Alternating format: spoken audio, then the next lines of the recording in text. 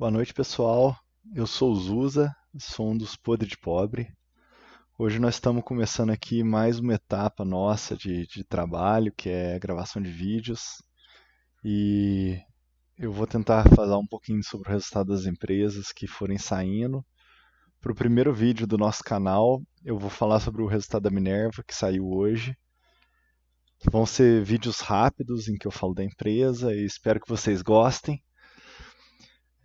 Depois, se vocês tiverem alguma dúvida, podem comentar aí no canal. Se quiser fazer um comentário também, deixar um feedback, vai ser muito apreciado. Beleza? Vamos começar então aqui sobre a apresentação de resultados da Minerva, segundo trimestre de 2021. Ela é uma empresa que a gente já falou um pouquinho sobre ela num dos nossos podcasts. Tem aí no canal se você quiser saber um pouquinho mais. Eu vou tentar ser bem objetivo nesse vídeo para ele não passar de 10, 15 minutos. Então, a primeira coisa que eu tenho para falar para vocês é que o primeiro passo quando você quer saber sobre uma empresa é buscar diretamente na fonte e nada melhor do que o site da própria empresa, né? Então, vocês veem aí no RI, Minerva Foods, o resultado está aqui em informações financeiras. Cada site vai ter de um jeito. Esse site da Minerva não é muito bom.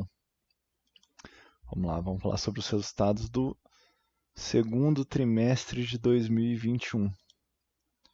Deixa eu adicionar o arquivo aqui para vocês verem. Eu não sei se ele vai abrir no navegador. Vamos ver. Abriu o navegador, vai dar para vocês acompanharem. O resultado me surpreendeu, ele veio bem melhor do que eu esperava, porque a Minerva ela é uma empresa que trabalha no contraciclo de commodity. Então, é, o que eu quero dizer com isso? Quando o preço do gado aumenta, a empresa fica mais apertada, porque a commodity é uma despesa para ela. O preço do gado é uma despesa para ela. E no Brasil nós estamos num ciclo de alta da carne, alta do gado por escassez de animal no pasto. Vocês devem ter reparado aí o preço da carne no açougue e isso vem diretamente do custo do animal. A Minerva ela é uma empresa de spread, então ela ganha na venda, na diferença entre o que ela paga para o produtor e o que ela vende para o destinatário final. Só que o problema é o seguinte: quando o preço da commodity sobe muito, ela não consegue repassar todo esse custo para o comprador final, né, o cliente dela. Então ela vai perdendo margem com isso aí. Tá? Eu esperava um resultado bem ruim, porque o custo da carne aumentou bastante ao longo dos últimos 12 meses. A empresa me surpreendeu positivamente. Ela teve um resultado até razoável, considerado o cenário de grande dificuldade que ela vem sofrendo.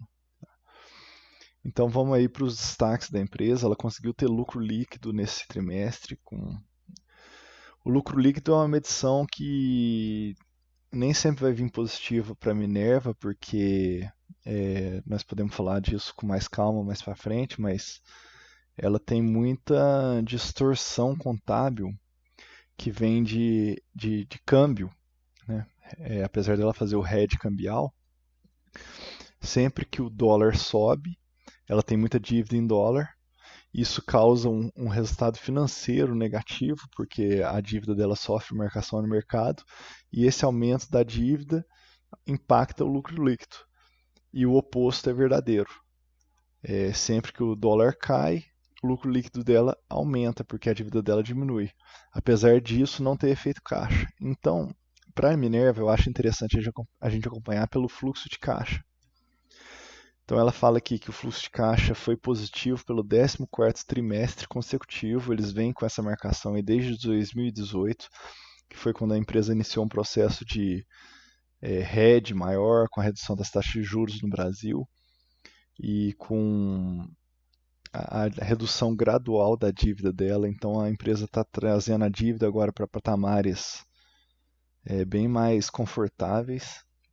Então isso aqui foi, olha lá, Fluxo caixa livre nos últimos 12 meses, 1,4 bilhão, o que é expressivo quando você considera principalmente o valor de mercado da empresa. A alavancagem dela de dívida líquida sobre EBITDA, 2,4 vezes.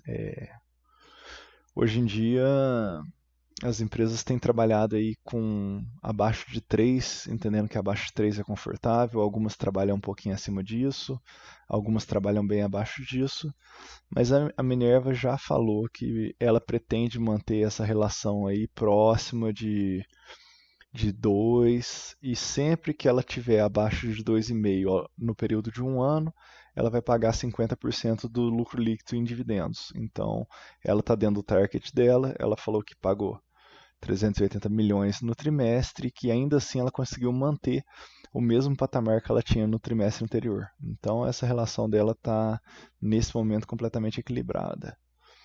A receita muito alta, olha só, receita de 24 bilhões, ela tem um valor de mercado de 5, ou seja, olha lá, valor de mercado 4,7.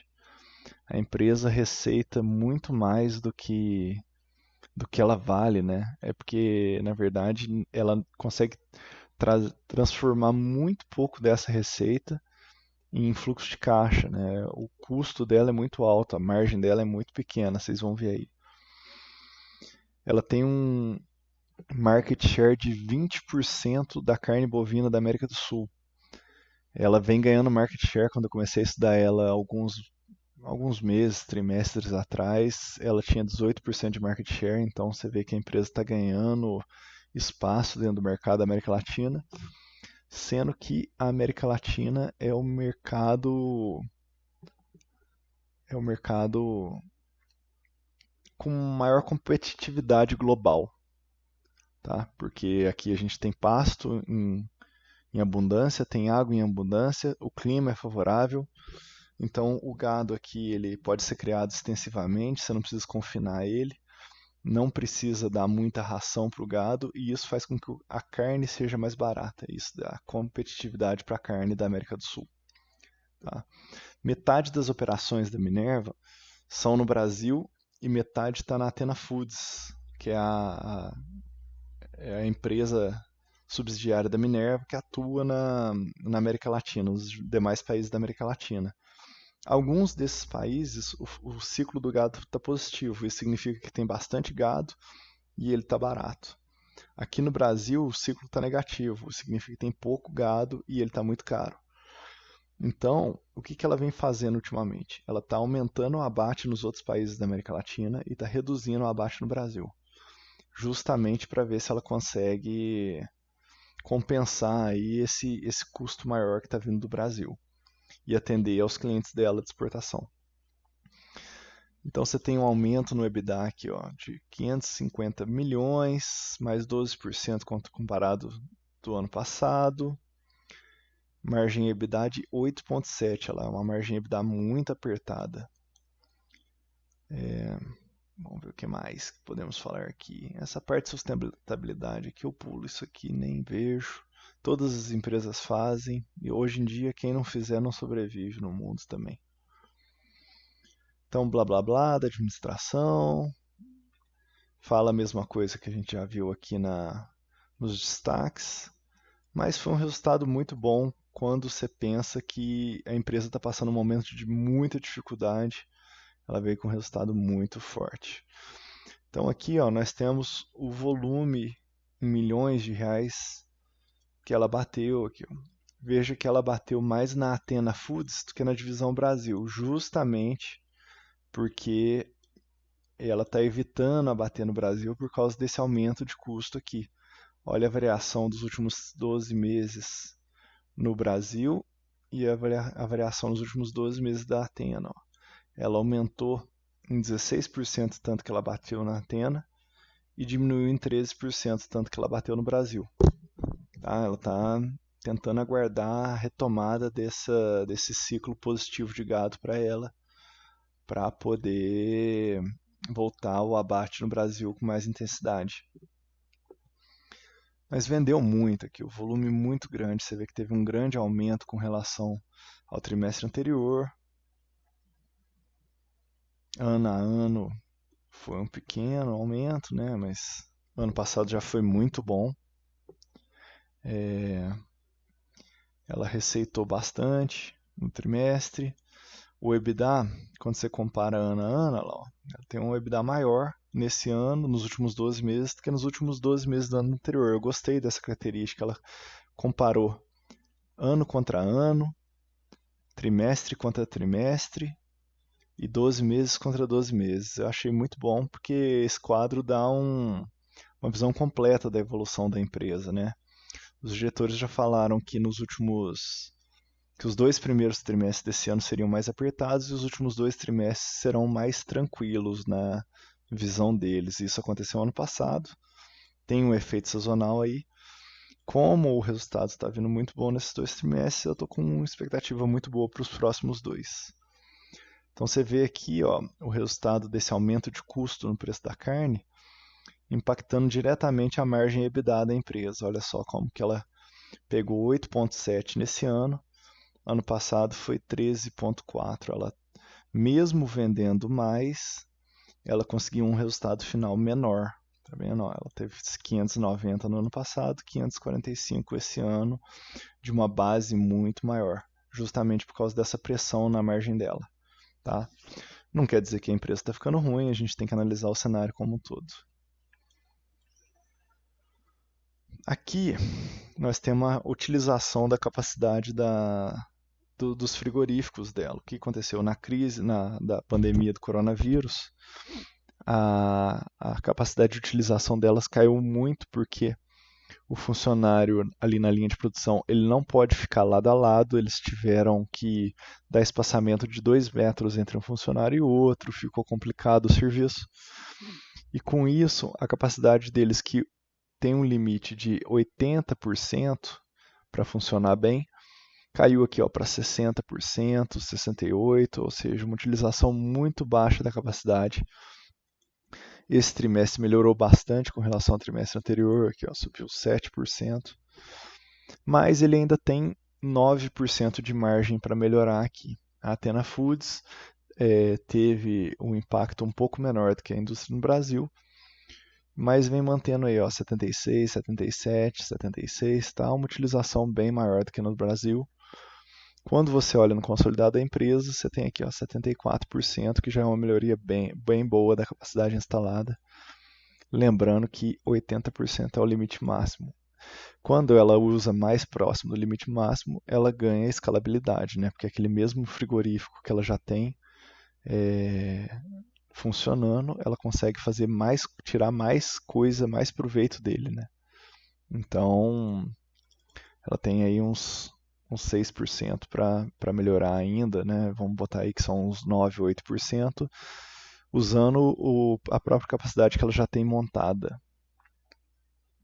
Então aqui eles separam em divisão Brasil e divisão Athena, tá vendo? Eles separam e basicamente está falando para onde que eles exportaram.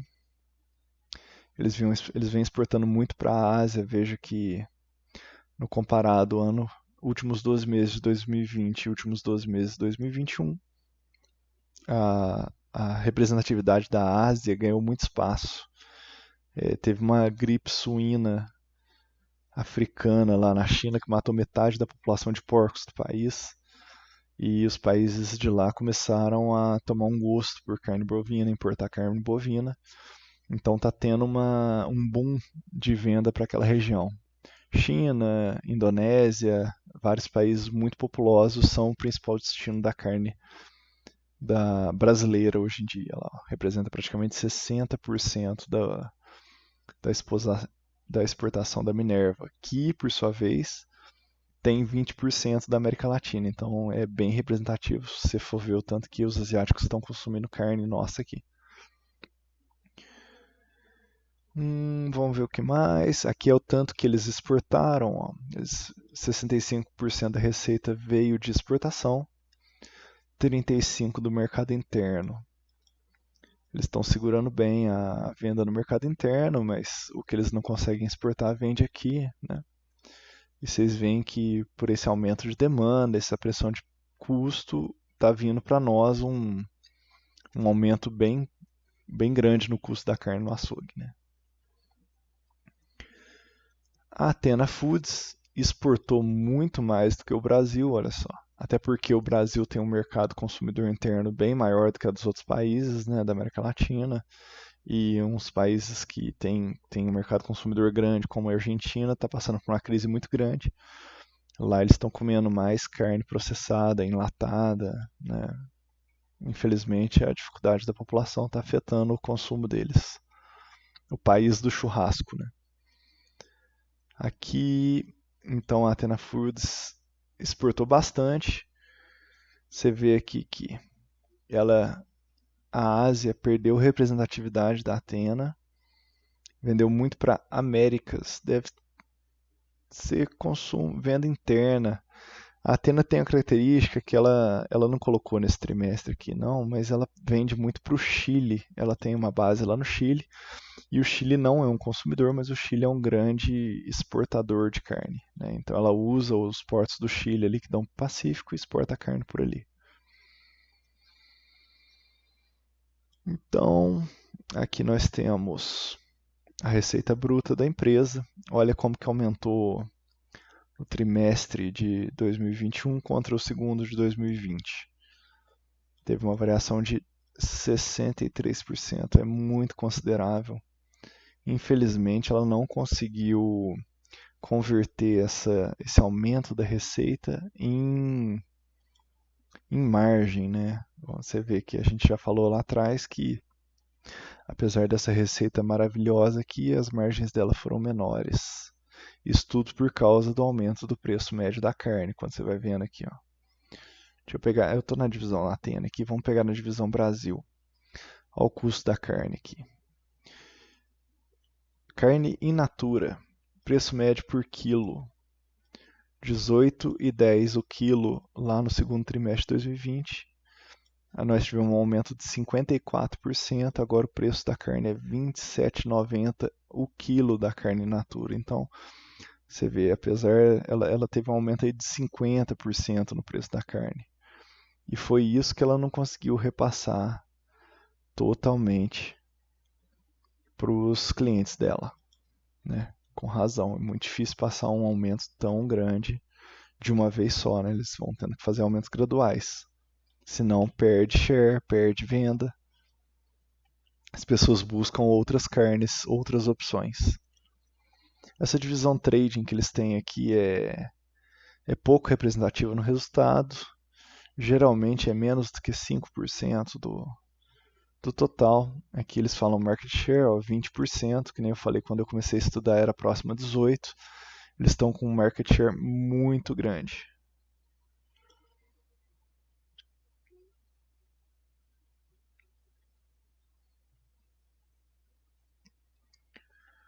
Muito bem. Aqui nós temos uma ponte que eles fazem entre o lucro líquido e o EBITDA. Então você teve aqui ó, um EBITDA nesse trimestre pior do que no trimestre anterior. Resultado da margem EBITDA mais apertada, né? E vamos fazer uma ponte até o lucro líquido. Olha como que o resultado financeiro impacta diretamente o lucro líquido, né? Então isso aqui vai saindo do EBITDA, a gente vai subtraindo até chegar no lucro. Ela teve um, um impacto financeiro muito grande. Geralmente esse impacto financeiro não tem efeito caixa, então isso aqui a gente não tem que considerar.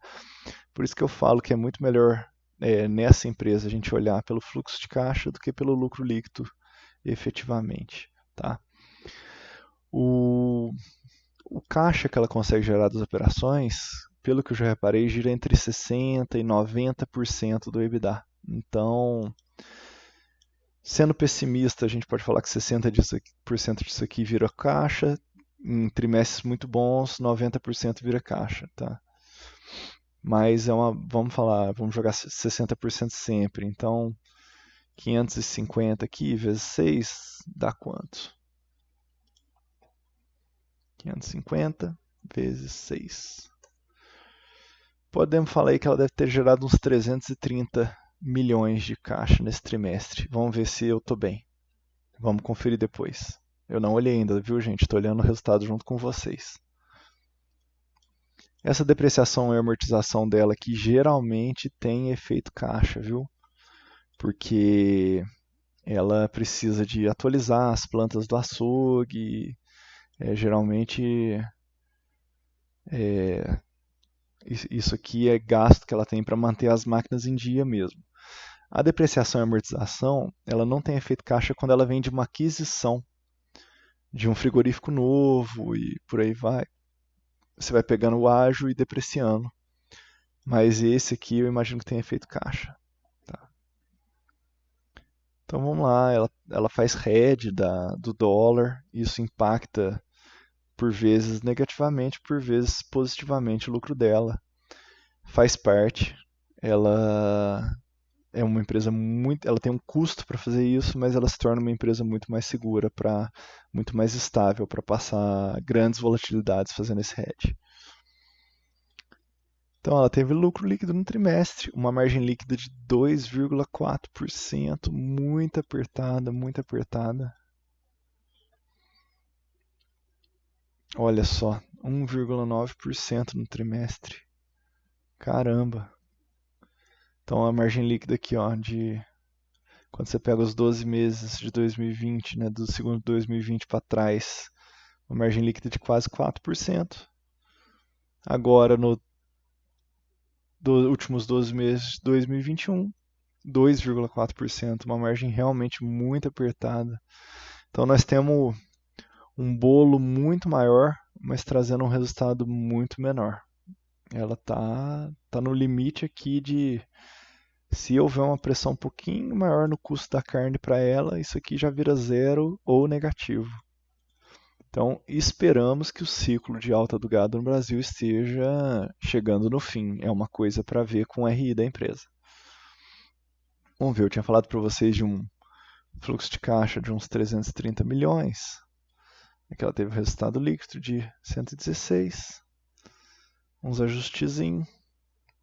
Variação da necessidade de capital de giro. Olha lá, 406 milhões. Foi maior do que eu imaginei. Ó. Ainda assim, foi um resultado bom.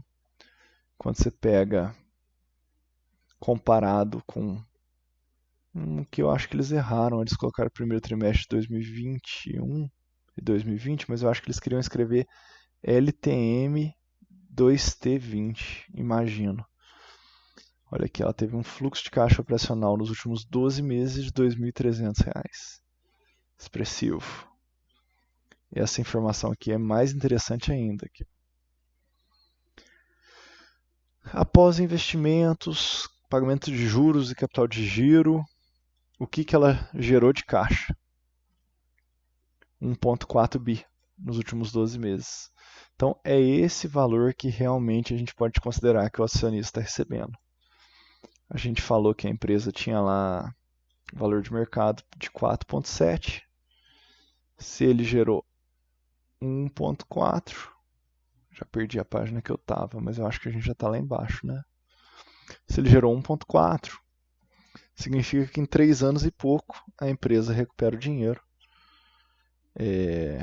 O acionista recupera o dinheiro investido na empresa, se ela continuar da maneira que está, né? Então, tá bonito, pensando que a empresa está passando por um momento de ciclo infeliz para ela. Estrutura de capital. Como eu falei para vocês, a empresa vem atuando maravilhosamente na parte de redução da dívida. Ela está alongando o perfil da dívida dela. Ela tinha uns bonds de 2026 com custo de dívida de 6,5% ao ano. Ela emitiu uns bonds com vencimento em 2031, ou seja, 5 anos depois, e o custo desses bonds é de 4,25% ao ano, se eu não me engano. Com isso, ela reduziu demais a dívida. O custo da dívida, né? Além dela alongar, ela reduziu o custo da dívida, porque ela emitiu esses bonds novos, pagou os bonds antigos. Então, aqueles bonds mais caros que venciam mais próximos, ela pagou tudo aqui. Ó. Agora, com esse caixa que ela tem de 6,3 bi, ela consegue pagar a dívida dela aqui, ó, provavelmente até 2028 está tudo dentro desses 6,3 aqui, ó. Vamos ver o duration da dívida, 6,4 anos, é isso mesmo lá. Nós estamos em agosto de 2021, mais 6,4 anos, está dando mais ou menos 2028 aí, é o tempo que o caixa dela aguenta para a dívida. Então, uma posição de caixa bastante confortável. Ela vem reduzindo, né, o custo da dívida, ela já falou que não vai reduzir muito abaixo de 2, a relação dívida líquida e EBITDA, mas está com uma situação bem favorável com redução do custo de dívida e alongamento. Então aqui, ó.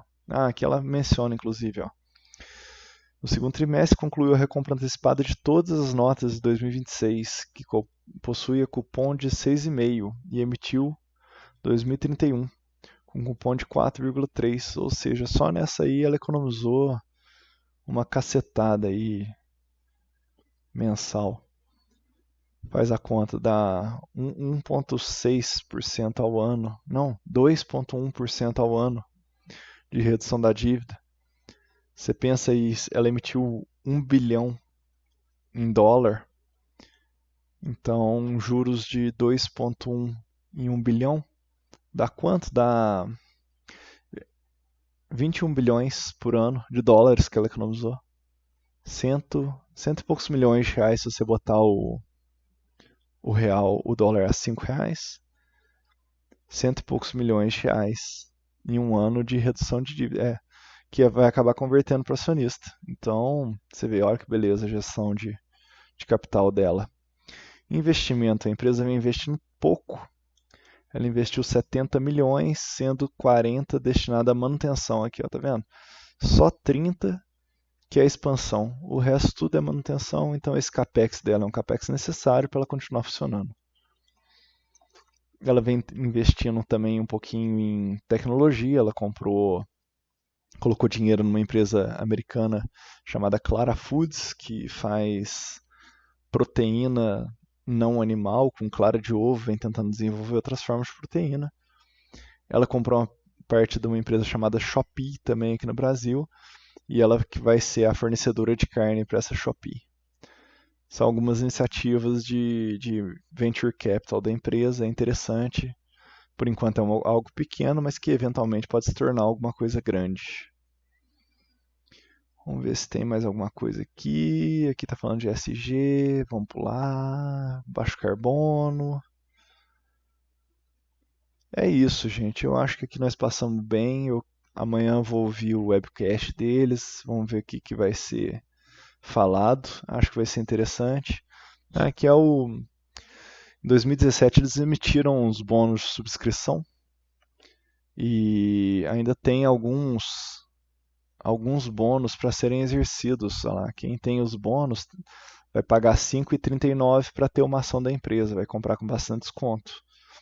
Nós temos ainda aqui, ó, 60 milhões de bônus para serem exercidos. Hoje nós temos 550 milhões de empresas, então é representativo. Esses bônus certamente vão ser exercidos até o final do ano, porque o valor deles está menor do que a cotação da empresa, né? Então só não vai exercer quem é bobo, porque a pessoa pode comprar uma ação por 5,39 e vender pelo preço de mercado, vai ganhar dinheiro de graça. Ou ela pode segurar a ação se ela achar interessante, né? Nós vamos ter aí até o final do ano uma diluição de uns 10%, 10% aí, quem é acionista, vai para uns 600 milhões de ações. Aqui já fala, ó, 610. A empresa, ela tinha um programa de recompra no ano passado, anunciou 20 milhões de recompra de ação, ela cumpriu praticamente na integralidade o programa de recompra. O diretor financeiro Edson Ticle tem prometido desde dezembro o lançamento de um novo programa de recompra de ação, mas até hoje não falou nada. Eu até mandei um e-mail para o RI da empresa questionando, falei, cadê o programa de recompra novo que vocês prometeram? Quero ver, né, se as ações estão baratas assim, se vocês consideram que as ações estão baratas, tem que recomprar essas ações aí principalmente considerando esse bônus subscrição gigante aqui, ó. Anuncia uma recompra aí de uns 50 milhões e vai recomprando isso aí, né? Gera valor para o acionista da mesma forma que os dividendos geram. Então, mas eles responderam que não, que o outro programa está aberto ainda, que ainda tem umas 100 mil ações para recomprar, papapá, papapá. Não sei por que eles não querem recomprar. Mas a gestão da companhia sabe melhor que a gente, né? Assim espero. Eu acho que é isso, pessoal. Eu espero que não tenha ficado nenhuma dúvida, que eu tenha sido claro. Espero que vocês tenham gostado do primeiro vídeo do canal. Nós estamos aprendendo ainda, mas em breve vamos ter novidade aí. Eu pretendo fazer live. Acho que se vocês gostaram do modelo, me avisem. Se vocês acharem que algo pode melhorar, me falem. Eu gosto muito de analisar a empresa, que nem essa aqui eu analisei ao vivo junto com vocês, não tinha lido antes, acabou de sair o resultado. Hoje é dia 9 de agosto e eu sou Zusa nos Podres de Pobre. Muito obrigado, até a próxima.